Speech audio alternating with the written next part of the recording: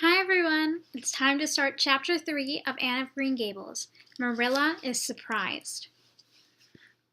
When Marilla heard Matthew open the front door, she ran to greet him and the new boy.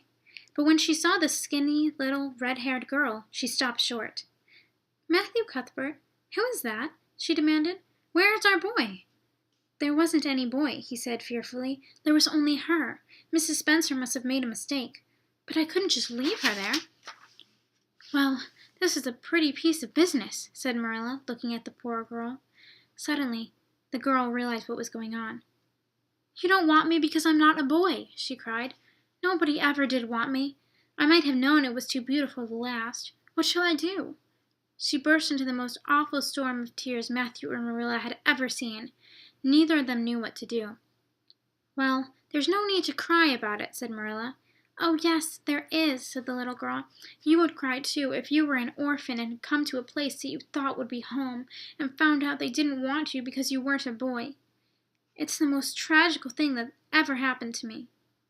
A faint hint of a smile crept onto Marilla's face, something that she could not remember happening in a long time. "Well, don't cry any more. We're not going to turn you out tonight," she said.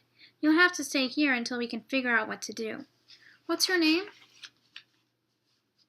"Won't you please call me Cordelia?" the child asked eagerly. "Is that your name?" "No, but I would love to be called Cordelia. It's such an elegant name." "I don't understand," said Marilla. "If Cordelia isn't your name, what is?" "It's Anne Shirley," said the girl reluctantly, "but I hate it. It's so unromantic." "Unromantic? Fiddlesticks!" said Marilla. "Anne is a good, sensible name. There's no reason to be ashamed of it.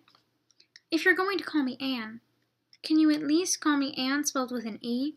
I think Anne spelled A-N-N-E is so much more romantic than plain old A-N-N.